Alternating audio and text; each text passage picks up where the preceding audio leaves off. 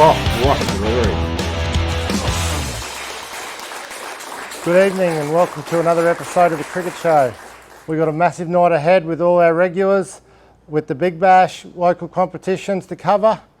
Also, it's back, 60 Seconds with Grillsy by popular demand, and also a masterclass segment.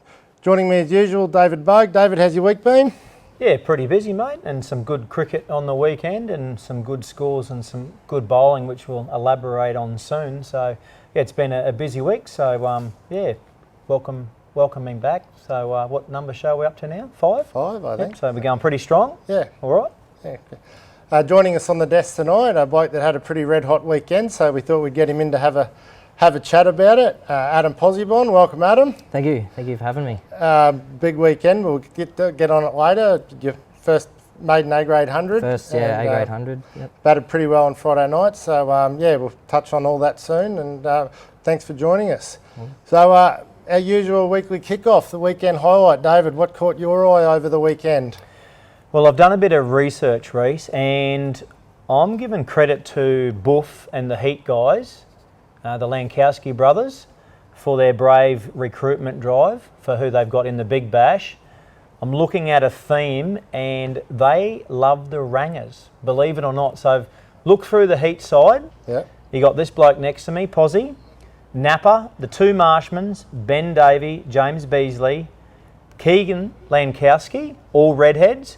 And believe it or not, Buff, who's got no hair now, I heard on good authority that he was a redhead. So that's 7 redheads. So a big shout out to Buff and the Heat and their kind of quirky way of recruiting their team for this year. And it's proving a winner because they've won 2 out of 2 and there's a washout. They could be 3 out of 3. So that's my weekly. Did you think about that at all? Pretty. No. Out of the box. So is there any around that they could have recruited? Any others? Yeah. Well, Damien O'Neill, Freckle, he's one of the probably most popular rangers in Bundaberg. So they went pretty hard at him too, but he was picked up by the Vikings, your mob. At So the Vikings. I think Buff was very disappointed. I think he was going for just a red-headed team. Yeah. So he's done all right. So they're going well. Yeah. Proof is in the pudding. Certainly going well. Adam, what about yourself? What did you see over the weekend? My highlight for the weekend was Callum Nybecker's bowling. He got man of the match in the Big Bash game with 2 for 7 off 4 overs, bowling through the middle there. And then on Saturday, I believe he got 3 for 39 off 7 overs. So 5 wickets all up for the weekend and going at not too many runs as well. Yep. No, he did have a pretty good weekend, Callum, especially Friday night. He bowled well. Really well. Yeah. 2 for 7 off 4. That's crazy figures. So, yeah, good shout out, mate. Yeah.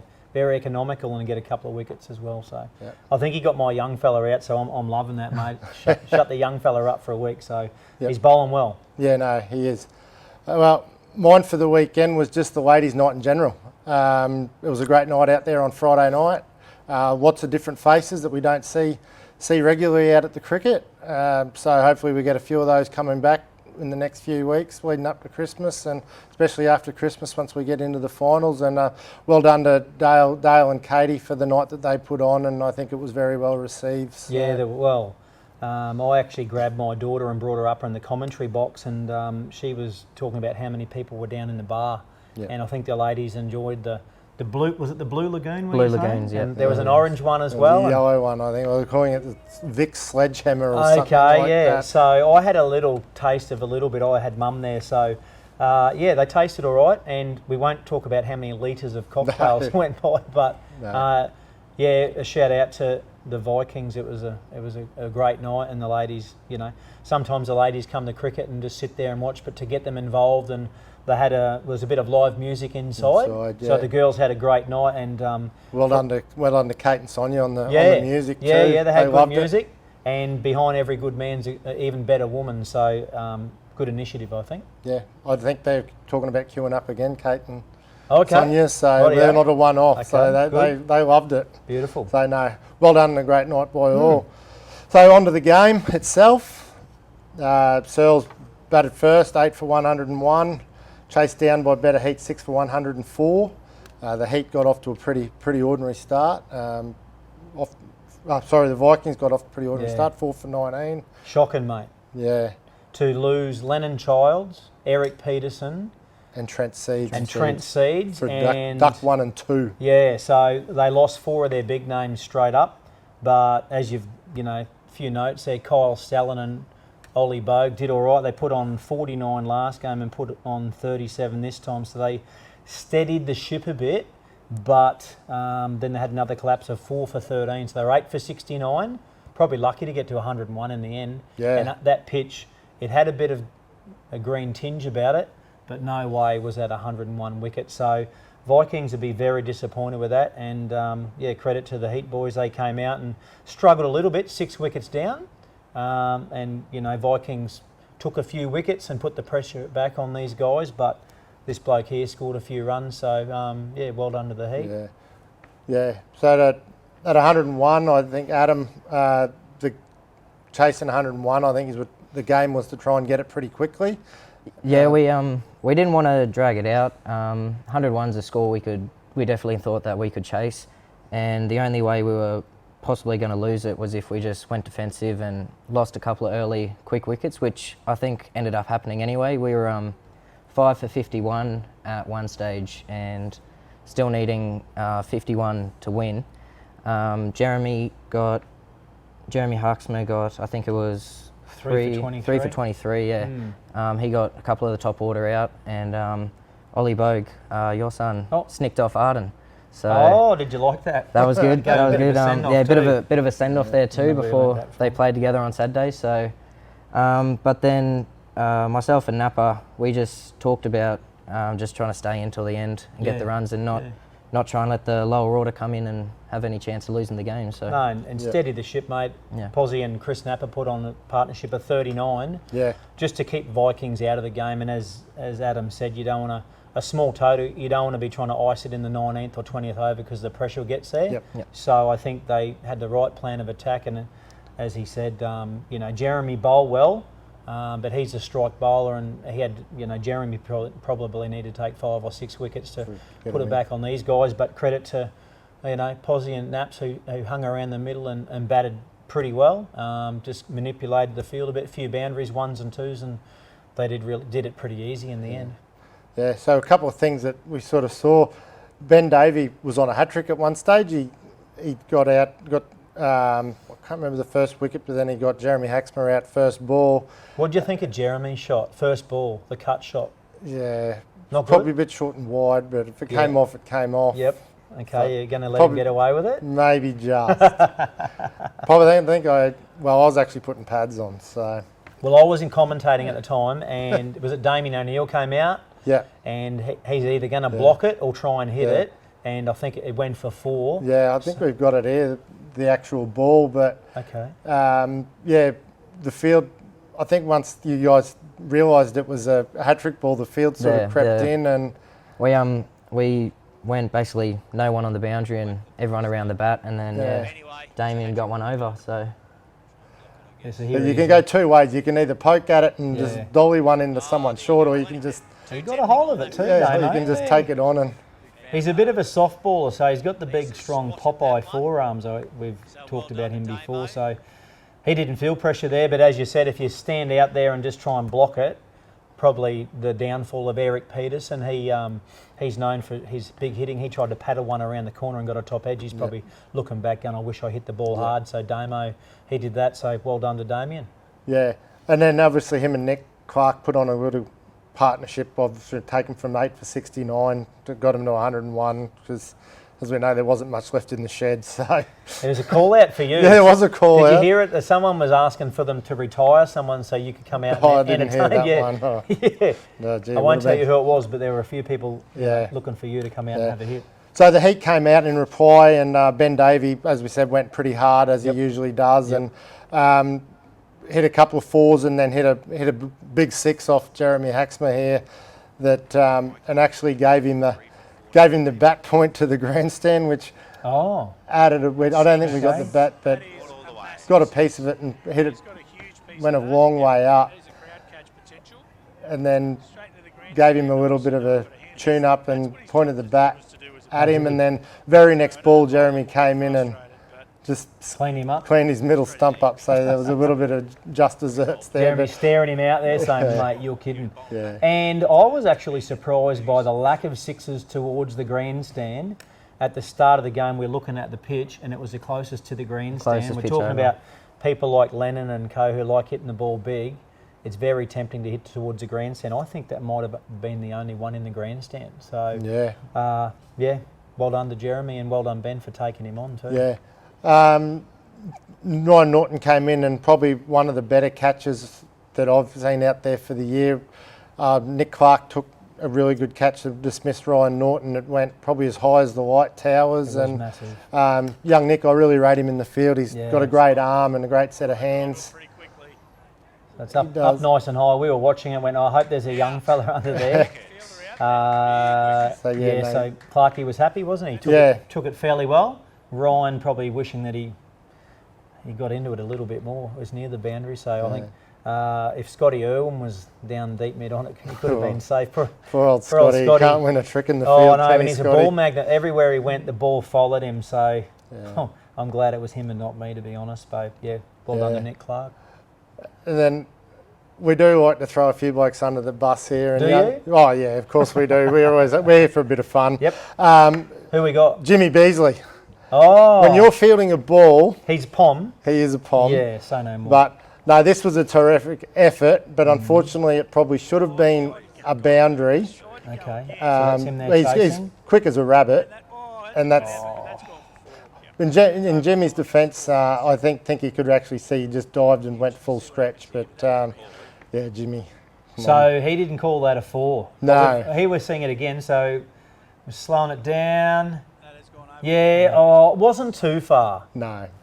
Far enough though. Far enough. He might have had his eyes shut. You I'd know, say he would have. He would have been diving, but Adam, as we said, like it wasn't a 2-run one way or Probably, the other like we had a yeah. couple of Kyle weeks would have ago. liked a 4 at that time because he was puffing. Yeah. James was probably the only one who would have got close to it. So, but yeah, big inside edge from Kyle there, and It unlucky- didn't deserve full. unlucky That not- was a yeah, shot. that's No, the- shot. it was a Like, come terrible on. shot. thing, It was yeah. Nah, I'm with James. Nah, throw it back. He Throw didn't it back, deserve yeah. full there. No, Yeah. chuck it back and say Yeah. good luck for you. Did he run 2 or just 1? I think it was 2. Probably I think should they have did got 2. get Right. 2, yeah. Right out. Last one I got that probably summed up the Vikings' night was a little bit of comical fielding. I know there's a little bit of, you could nearly call this village. So Jeremy's tried to have a throw at the stumps there and just pinged it straight into Lenny Charles' knee. Okay, And so- Lenny's knee's not the best as it is. Okay. Oh, gee, that's in Would the have side hit him of in the the leg. shin, either the shin or the knee. But Who needs enemies when you got teammates like Yeah. that? And Jeremy didn't mention that the next day. He was spruiking a little bit, but he didn't say anything about his throw where he tried to knock the keeper out. So, yeah. Anyway, that was just a bit of a comical. We had a good laugh at that one. So Heat, as we said, 2 wins and a washout. We throw to the ladder where they're a game and a half clear now on 5 points. Wow. So with Pies taking on Taipans this weekend. That'll either put a bit of a gap there if the Pies can get a win. Everyone will play everyone once after this weekend, so halfway point. the Heat are looking good because, you know, usually in this time of the year there's a couple of washouts. So, to be honest, I can't see the Heat not making the final. But you never know. Never made the final either, the Heat. Haven't they? The Heat never made the final yeah, in the Book's history. been pretty quiet. But I reckon he's due. He's a good bloke and he's due for his Heat boys to produce. So, he selected all the rangers. So, the ranger recruitment drive's working for them. So, all right, that wraps up the Big Bash. We'll give a full preview of the Pies and Taipans game a little bit later on. So, big weekend ahead. Yeah, should be good. All right, after the break, we've got a full wrap of the Rum City Foods Division 1, 2 and 3, as well as our Masterclass segment. We'll be right back.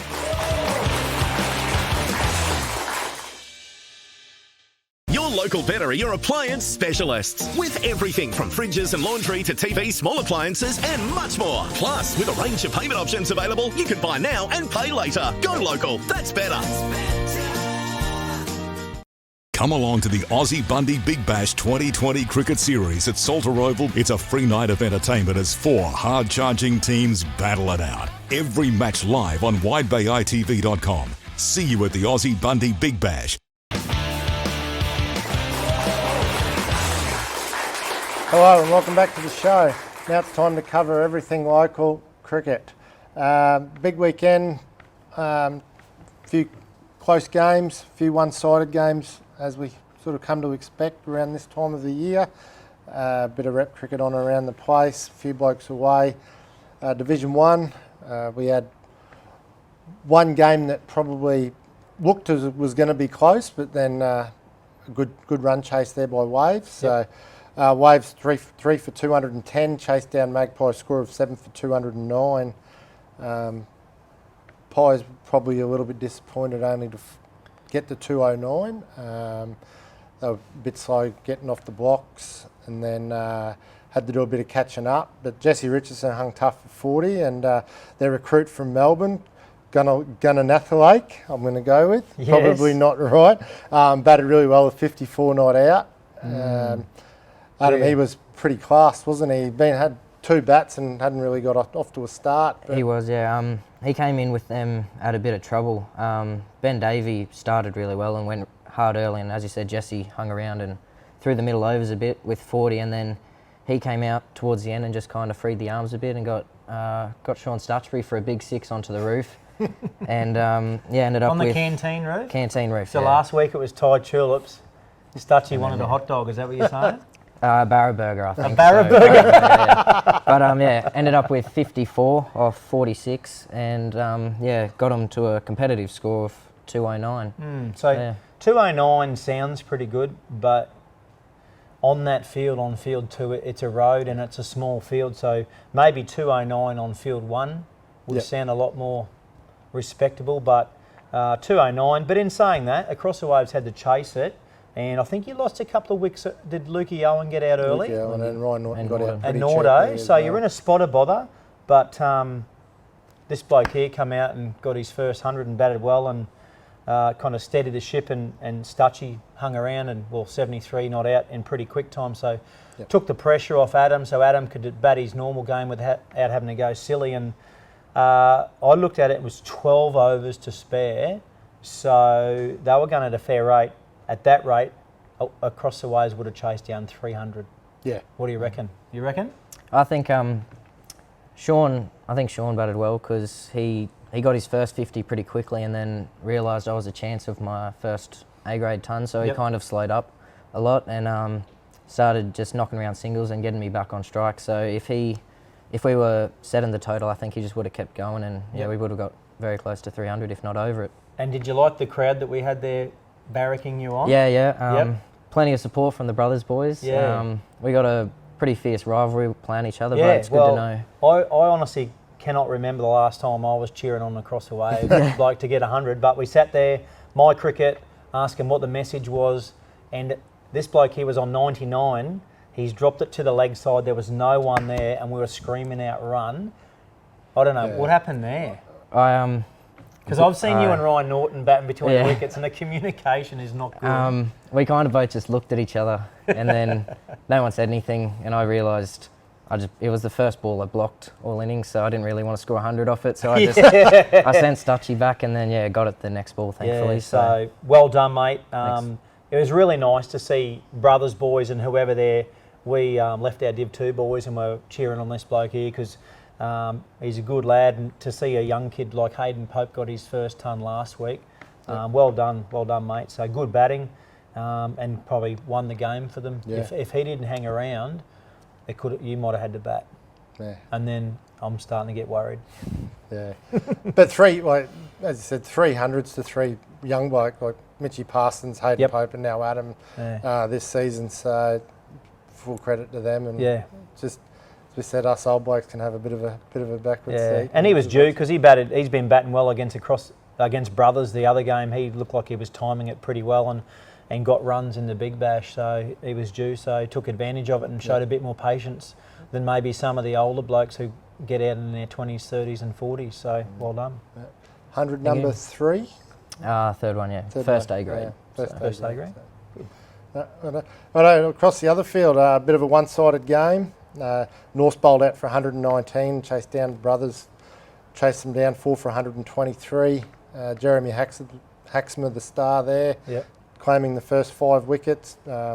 Jaden Bond proved why he's one of the leading run scorers for the year, hung in with 68. Just watched the other guys just drop at the other end like flies. But Paulie Jenner came in, chipped in with 26. Yeah, he just hung around and let Jaden keep doing his batting. 5 wickets, they were 5 for not much, so we're probably lucky to get over 100, but PJ's an experienced cricketer and hang around with Jaden for a while. And in reply, I guess, Brothers, we knew that chasing down those little totals can be a little bit tricky, and the only way that we could have had a bit of an issue and a couple of hurdles is losing quick wickets. So I think we put on a partnership of about 77, and Luke Solano ended up on 48 not out, and Brucey Worthington got 3 wickets against you guys and 4 for 22 again. So the old bloke's still bowling pretty well. So good win for Brothers, and when you get the likes of Brendan Hanley out early and Josh Winnan wasn't playing, so it was up to Bondi to get some runs, and he did that, but lacked a bit of support from some of the other batsmen. Yeah. All right, well, we have a look at the ladder there. Obviously, with Waves and Brothers winning, I think that gap will be sneaking out a little bit more. Just that one game difference there between Waves and Brothers. End of the 9th round, so everyone's played each other 3 times. Waves will play North this week and Brothers will play East. So. Okay, so we'll see how we go. So I guess you really want to be trying to finish in that first spot to go straight in the grand final, and you don't want to be second's good. Finishing 4th to have that finishing 4th to drop off. Yeah. All right, Division 2. We saw our first piece of silverware go on the line for the year in the Talon Giles trophy game.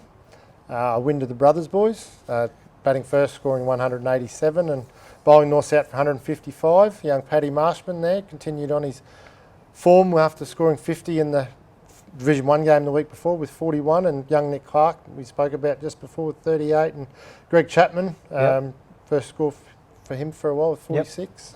So just looking at it, and after the game, if you've got a fair few boys around, you can buy some beers.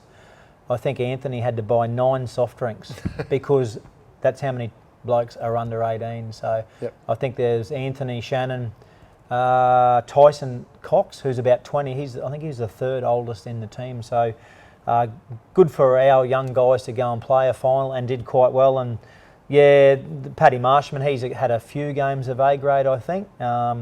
He did well, and we talked about Clarkey and his catching. So he didn't bowl great, but he batted well. And Greg Chapman, he's only a young buck as well. So, but Damien O'Neill, he toiled away and 4 for 35, and Norths were going pretty well at one stage. Dan Hunt, 34, and Johnny Ballum, 57. He doesn't muck around. So I was looking at that on my Cricket Hours and there and went, okay, we're in a bit of trouble here. But they lost 4 for 14 at the end.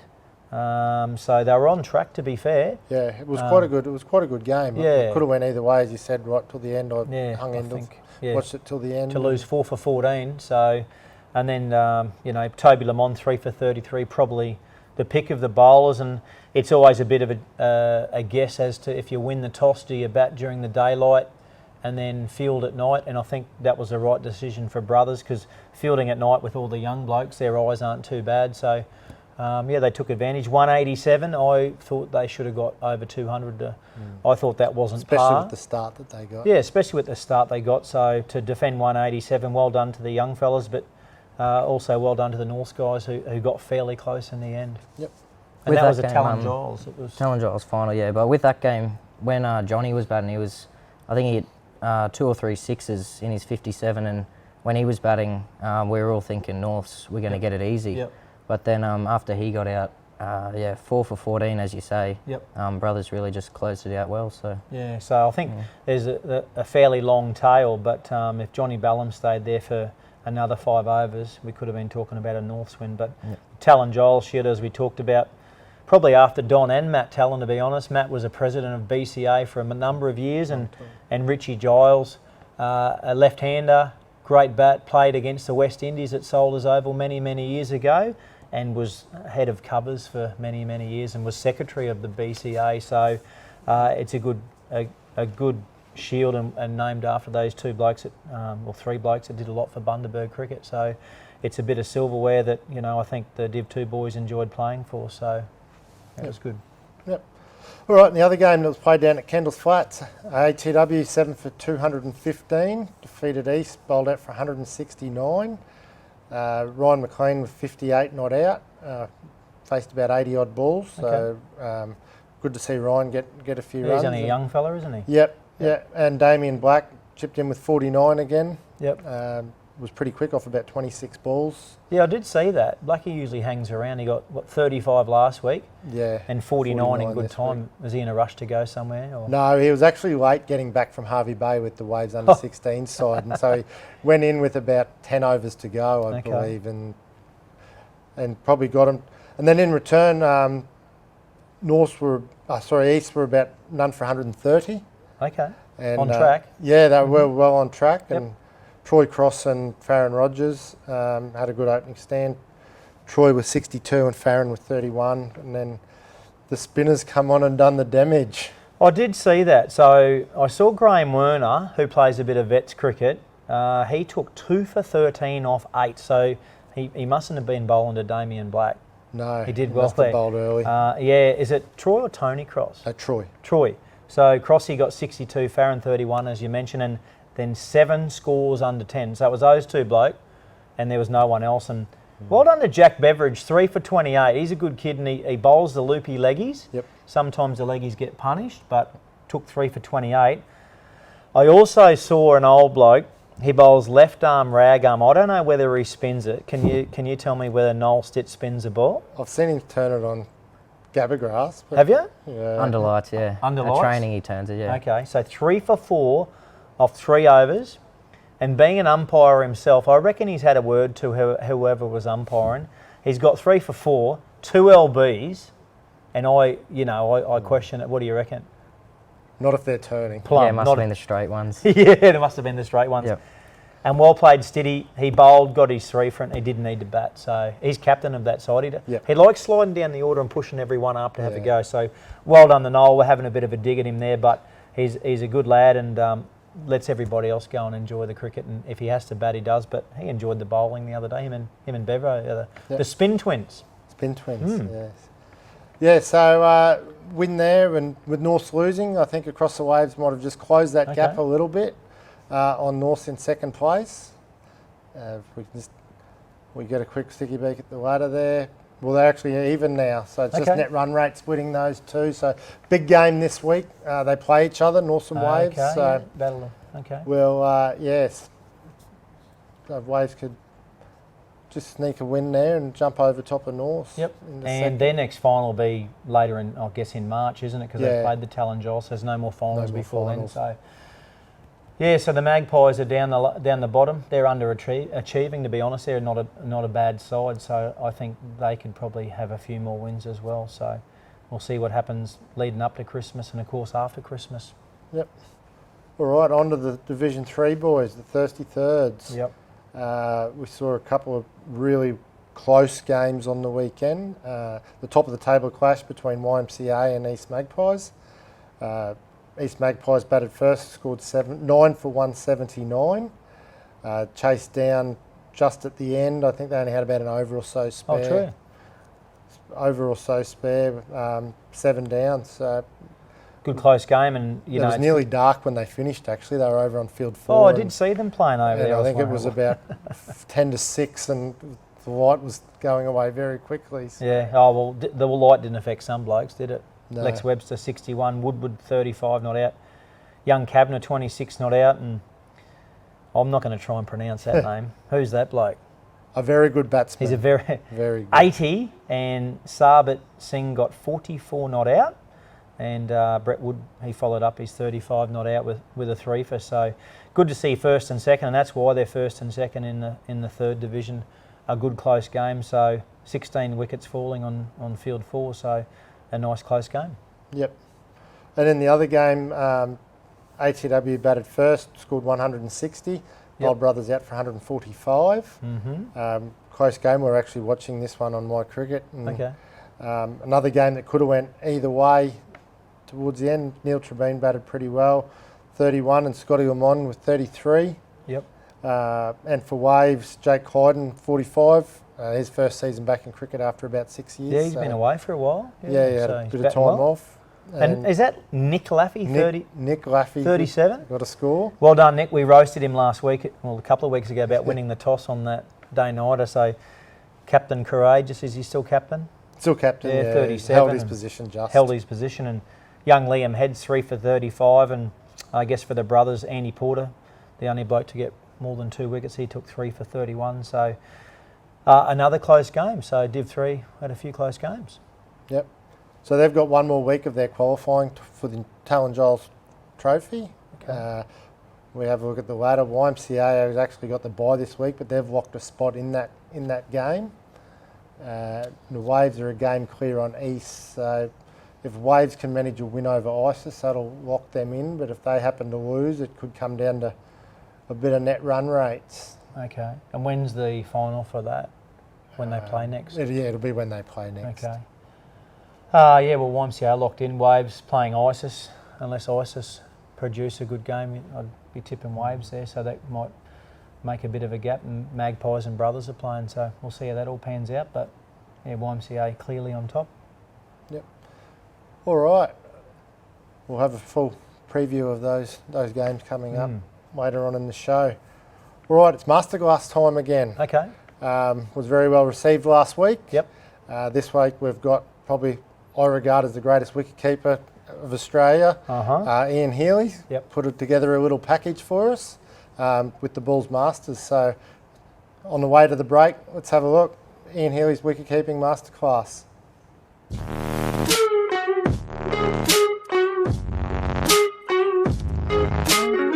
Hi, Peter Drennan here with Ian Healy on behalf of the Bulls Masters and PD Cricket. We're going to take you through the fundamentals of wicket-keeping. And as you know, Drino, as well as anyone, the most exciting thing about the basics of wicket-keeping is that that's what you have to master. The best wicket-keepers stick to these basics and get really good at them. That allows you to feel good and become a great wicket-keeper.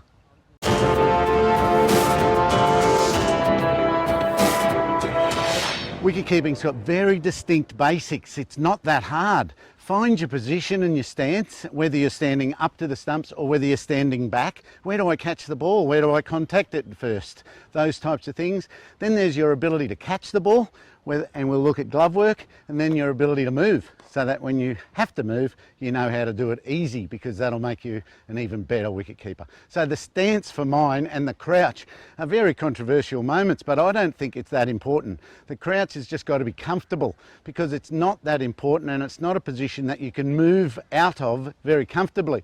So let's have a look at what I want to do about the crouch. I'll throw that away. So there's 3 things about the crouch. One, that your weight is on the balls of your feet, not your toes and not your heels and not flat-footed. Just a little bit on the balls of your feet, which is right there behind your toes.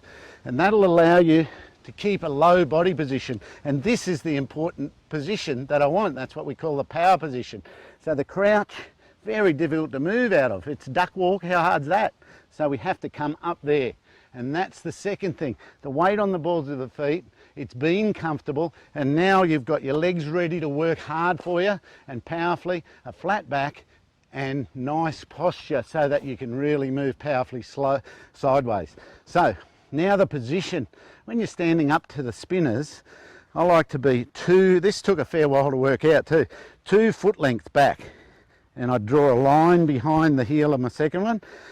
And then just outside off stump, I'd put another line, a foot width outside off stump, and I'd put another line. Where those 2 joined, I'd put my left foot.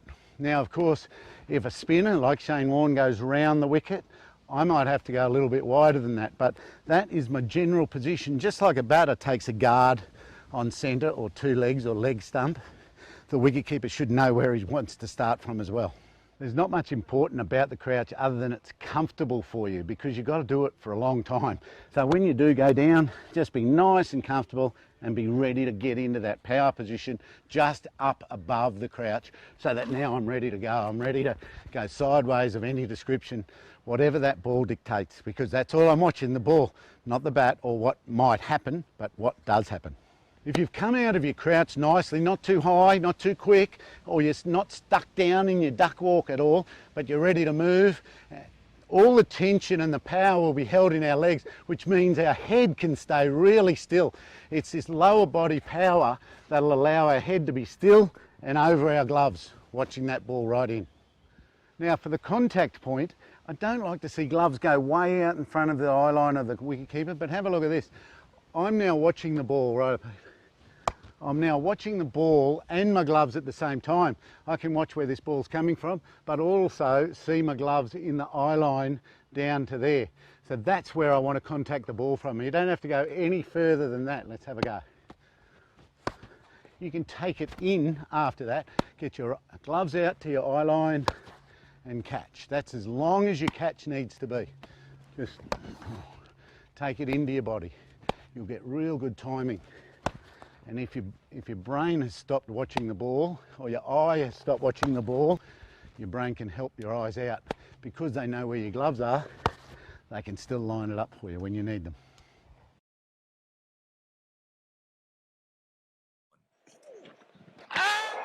The stumping, he's got him. It's a good bit of work from Ian Healy. Oh, he's gone, out stumped. Yes, he's got him.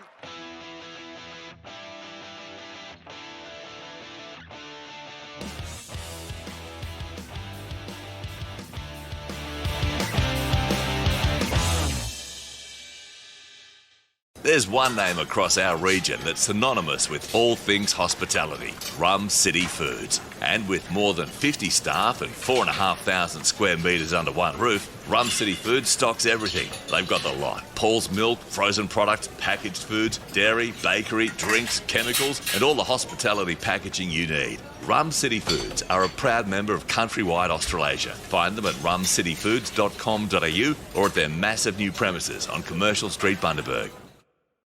See Tackle-Vans, your family-owned caravanning experts, for the popular New Age caravan range. Walkinshaw designed and engineered for superior strength and reliability. Start your adventures today with a New Age caravan from Dale and the team at Tackle-Vans to Calvin Street, Bundaberg.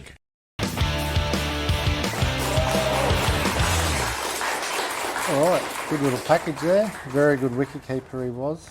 Yeah, well, him and Drennan were quite good, but for Healy, he kept to Shane Warne, and I'm just looking at some of that footage there with the cracks in the pitch. He obviously worked hard with Shane to pick the wrong and the toppy and the leggy, so he was a great keeper. And have you seen his fingers? Yeah, there's not many straight They're like ones. bent sausages, aren't they? They're terrible. And Alyssa Healy, his niece, just been named captain of Australia, and she's obviously got the keeping gene, so she's a very good keeper. And yeah, I can't say a bad word about the bloke. We're only talking about him giving Ranatunga a bit of a spray. Someone was asking on Saturday night about whether you could have a runner, and it kind of all started when Ranatunga was batting, and Healy said you can't have a runner because you're unfit. Is that what he said? Something to that effect. That's a nice way to say it. That's something to that effect. So, yeah. All right, moving on to the juniors. Kick off for the under-16s. YMCA ISIS, 8 for 158. Defeated Brothers, 6 for 142. Yeah, some good players there. You know, you got Lockie Haycox, Toby Lamond. There's a few rep players. So you know, Tobe's got 61 not out, and Lockie Haycox just snuck in a little 55, and Bailey Fagg 25. So yeah, nice close game. And Luke Trebeen, we mentioned Neil before, 4 for 20. Yep. And Riley Gibbs. 2 weeks in a row. Luke's taken some weeks. I think he got 3 last week, going so all 4 right. this week. So. Riley Gibbs, young good lad from Biggin, and his dad Peter used to play many years ago. So Riley, he opens the batting, and he plays for Bundy and took 3 for 22. So a pretty close game, but Lockie said he was pretty confident. If they got Toby out earlier, would have been a bit easier. But yeah, it was a good close game between two good teams in under 16 there. Yep. And across the waves, travelled down to Harvey Bay. Poor old Harvey Bay, we still can't get him off that duck. Waves 4 for 208, defeated Harvey Bay 1 for 136. So. Yeah, and I checked that score, 1 for 136. That's not too bad off 30 overs, but maybe they should have gone a little bit harder. But saying that, Josh Reed 66 not out and Brooke Kington 29 not out, who's their captain, but playing against the likes of Benny Gray 40, Sammy Stutchbury 73, and Taj Coates 47 not out. They needed probably closer to 200, and that's what the boys got 208. So Harvey Bay are at home. We used to love going to Harvey Bay, not necessarily for the cricket, but the best fun part of the day was going to Macca's after. It was a team debrief. So I don't know whether the Waves boys went to Macca's after it. Probably had to come back because did Sam play Div 3? Div 3, so a few of them would have been straight back. But that's not too bad. I think Harvey Bay would take 1 for 136. It's not all out for 136, only losing 1 wicket. So they're getting better. Yeah. You used to like the Harvey Bay trips, Adam, didn't you? But not to go to Macca's after the game, to go somewhere else. A couple of bus trips that are very memorable and some that aren't. Say no more. Yeah. All right, we'll keep moving. Right, North's 9 for 154, defeated Maryborough 145, so close game there. Another name we keep throwing up every week, Lachlan Nishinsk from Maryborough, 66. Mackenzie Clifford, 3 for 29. And then the North Chase, Jordan Mather and Ollie went with 38 and 41 respectively. So good solid win there for the North boys. Did well. And Maryborough, I think they won last week, so they're going pretty well. So well done to the North boys. Good win. Yep. So I don't think there would have been a great deal of change. I think YMCA ISIS at the top of the ladder. Yep. That game clears. So they haven't actually played each other yet. They had a washout when they were meant to play. So that'll be a very interesting game when that one comes around next. Probably the top three are kind of breaking away a little bit, aren't they? Yep. But the Waves and Brothers are 53 and 46. So Pride Harvey Bay. Anyway, they'll get a win soon. I'm feeling it in my bones. They'll come good soon. Yep. All right, under 14. Harvey Bay 6 for 194, defeated Brothers 68. A good win there for Harvey Bay. Young Liam Fitzpatrick with 51 and Kalen Barr 53 not out. Kalen just can't stop scoring runs. Every week we talk about him, and then he got 2 for 8, and Riley Ford took 2 for 8, and I had a bit of a sneaky look at the scorecard. 10 bowlers. So against the Brothers boys, Harvey Bay had 10 bowlers. So pretty good effort. James Cronin was the pick of the bowlers for Brothers, 3 for 14, and he's a funny kid. He came up and told me he got 3 wickets. He said, I bowl one bloke out, hit the off stump, another person I hit the middle stump, and the third wicket I hit the leg stump. So well done to James for 3 for, but he needed a few helpers there, only 68, and the others 194. So an easy win for Harvey Bay against the Brothers boys. Yep. And it was the battle of the North teams, North Power versus North Bears. North Power 9 for 208, defeated the North Bears 8 for 160. Young Bo Donaldson with 58 not out, and Zaid Kitching was 62 not out. Good batting. Well done to Zaid. Yeah. And Tommy Elphinstone 4 for 14 and 78 off 50 balls. Yep. Good double there for Tommy. Nice one. And Ferdy Jenner, Ned's younger brother, 3 for 23. So probably why they call the North's Power, because they've got a bit of power there, especially with young Elphinstone hitting 78 off 50 balls. So the battle of the North boys, bragging rights at training. I don't know when they train, but the Power boys would be telling them how good they are. Up the Bears. Yep. And in the last game, ATW 1 for 213, defeated YMCA ISIS 127. Archie Webster with 38 and Charlie Steele with 26 for YMCA ISIS. And for Waves, Alex Dutchbury 61, Nick DeLacy 50 and Tom DeLacy 35. So a bit of power there for a couple of the older boys there in that age group. With Alex and to be one out, I think those not outs were actually retired. So well done to Alex and Nick DeLacy and Tom, not to be outdone by his brother. That's Nick's brother, isn't it? Yep. Yeah, so they did well. And Alex Dutchbury took 3 for 5, Nick DeLacy 3 for 8, and Xavier Charles, London's young fella, 3 for 22. Yeah. So a couple of all-rounders in that team. And what do you reckon, mate? Pretty easy win. I think Sean was telling us on Saturday that Alex Alex used a bit of a lighter bat than he normally does, and it's the best he's batted in about 2 or 3 years, he was saying. So 61 not out for Alex is good, and a couple of not outs, like you said. Everyone's done well in that team by the looks. Well done to the Waves boys. A good win there. So that might just tighten things up there with their ladder. The Waves getting a win, jumping over top of Maryborough. Maryborough, yeah. Having the bye on the weekends. Waves have jumped into third, and Power back on top, or remaining on top. After a win, yeah. So 2 Norths teams on top. So we've got Waves and Maryborough, and probably Harvey Bay, Colts there within reach. If they win a couple of games, they could give the top teams a bit of a battle for who's going to play in the finals. So we'll see how that all pans out, mate. Yep. All right. The stage 2s. North Strikers 5 for 177 defeated YMCA East 4 for 146. Young Tealman there was 71 off 40 balls. Wow. Another name we just keep tossing up every week. Tyson Mullane got 30 not out, and Aaron Amana 30. So pretty close game, but I probably with Tillman there, he must be a big unit because 71 off 40 balls. He's not actually that big. Isn't he? Very small. He's very good technique and just strong, technique, just a clean hitter. Some of these blokes naturally hit the ball well, don't they? Yep. So yeah, well done to Tillman. Yep. And the other North team, North Avengers, 5 for 190 defeated Brothers 8 for 78. Jake Ferreira 39, Tom Dwyer 24, and Olivia Rebel with 25. And Cooper Kelly. Cooper We mentioned him at Mergen last week. He played the rep game and got 3 for 1 or something like that. So he got 23 not out. And Ryan Ballum 3 for 10. So he's always got a ball in his hand. He has. Is that Johnny's young fella? Johnny's hey, young fella. So he's always out there, isn't he? He's always bowling at Salters behind the grandstand. Yeah, so always playing cricket. Yeah, he's a good kid, and obviously he's always got a ball in his hand for 3 for 10. He can obviously play cricket, so he might be when he's 14, he might be able to play seniors and play with his dad and show his dad how it's done. Yep. All right, ISIS 190 defeated Brothers 157. CJ Higgins with 59 not out for ISIS.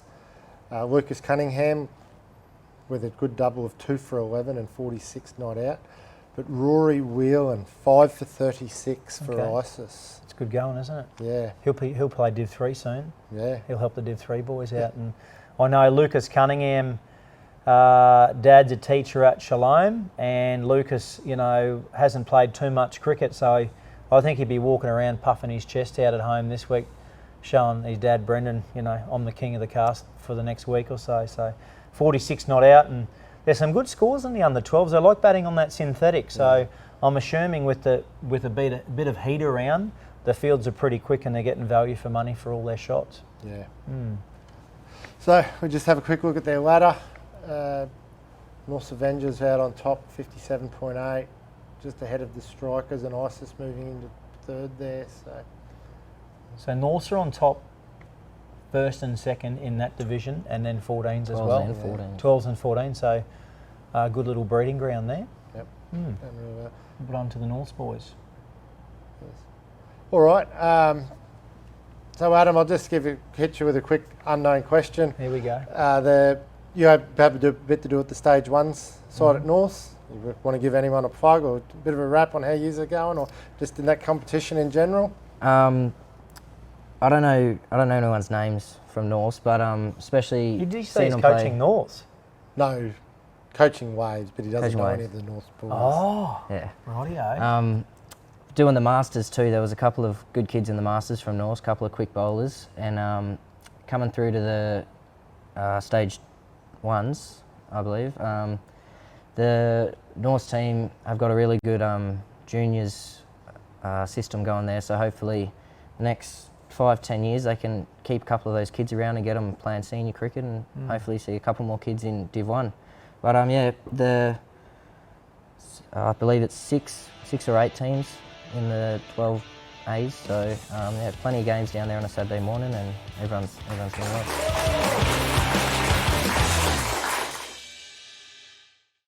Your foot's different, so your best shoe isn't the same as someone else's. Getting the right shoe makes all the difference. It means less pain, better movement, less fatigue and less injury. At FootMotion, our experienced and caring team use the latest technology to match your unique fit and movement to the right shoe.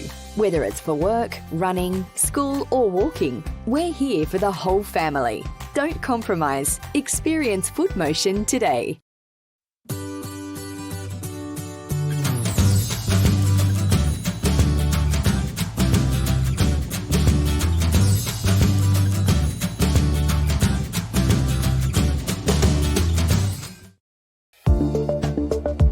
Hi, I'm AJ, host of the Wide Bay ITV's music show called The Music Scene. The Music Scene's all about meeting and getting to know the local musicians in the Wide Bay area and also a few visiting artists. So why don't you join me each week for The Music Scene.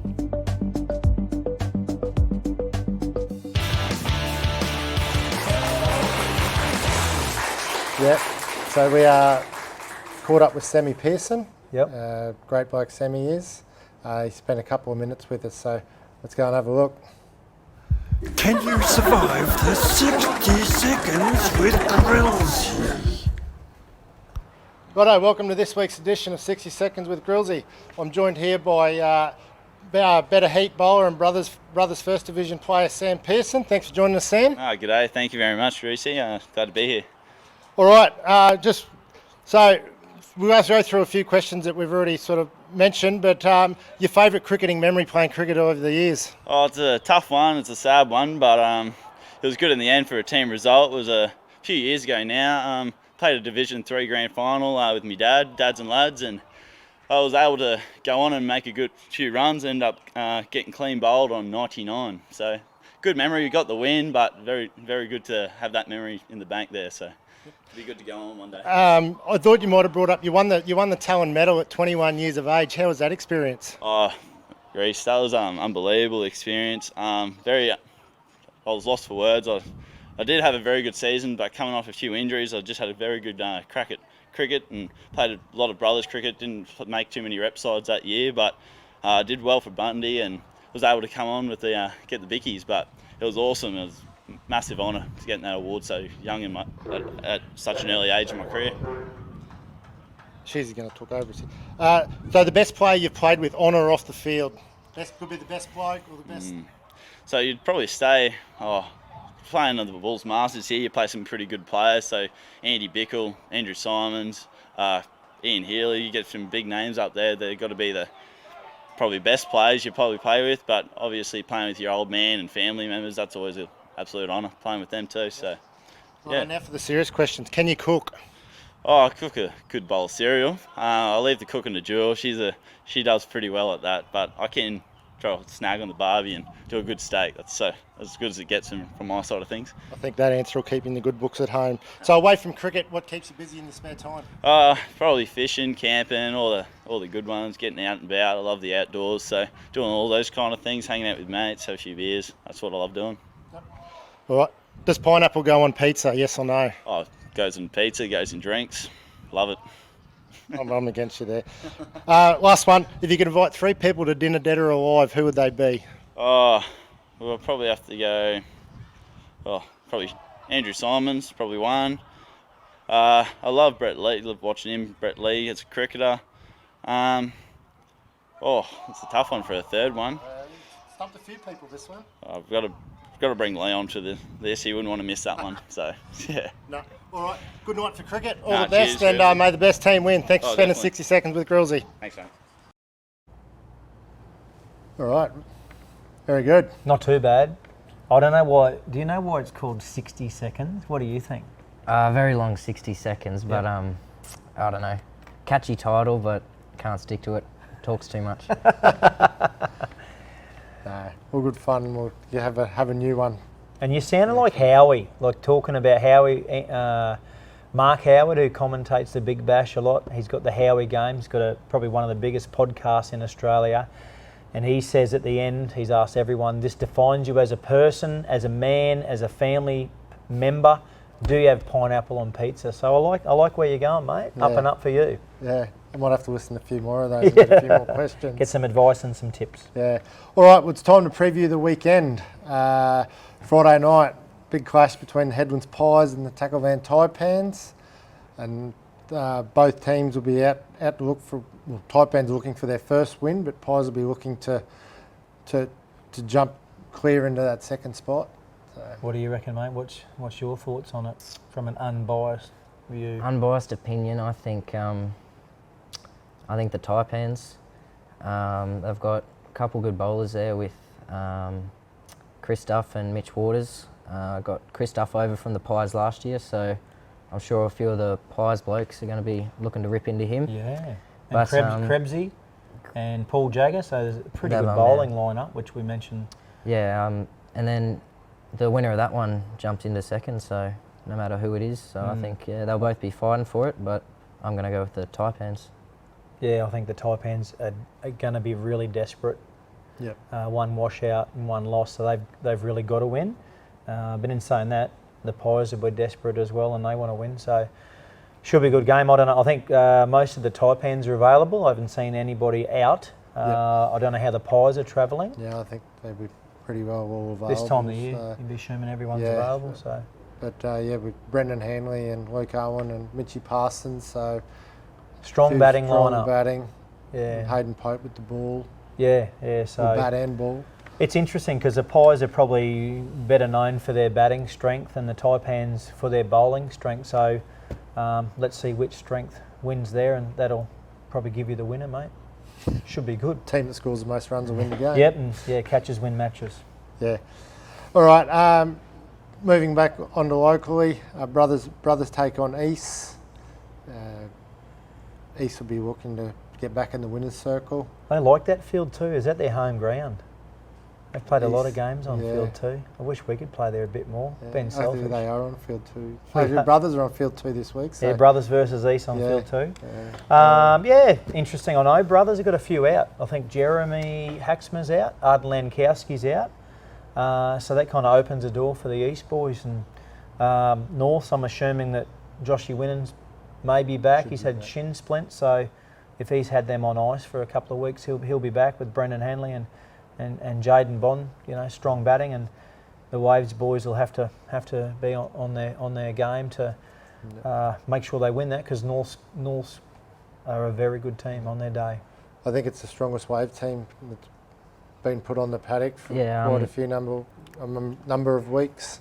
We're still missing Jaden Larson. He's still back in twos, coming back from a broken finger. Is Reece playing? Reece is in. Okay. Reece is in. So there's probably it's not the strongest side they've produced, is it? A bit harsh there, I think.